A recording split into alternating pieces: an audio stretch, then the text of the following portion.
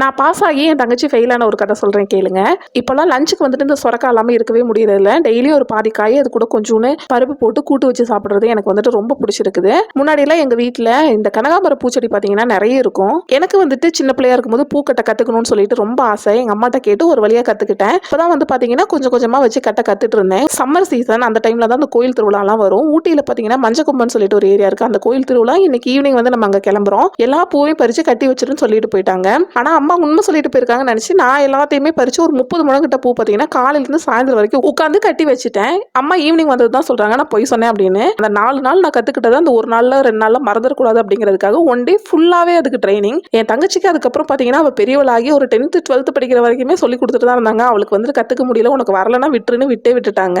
So இதில் நான் pass ஆகிட்டேன், என் தங்கச்சி ஃபெயில் ஆகிட்டா. அதில் ஒரு ஆனந்தம் எனக்கு. 1300 ரூபா மல்லிப்பூ வித்துட்டு இருந்தது இப்போ பார்த்தீங்கன்னா 30 ரூபாய்க்கு கிடைக்குது. ஆசை தீர வச்சுக்கலான்னு சொல்லிட்டு வாங்கிட்டு வந்து கட்டி வச்சுட்டேன்.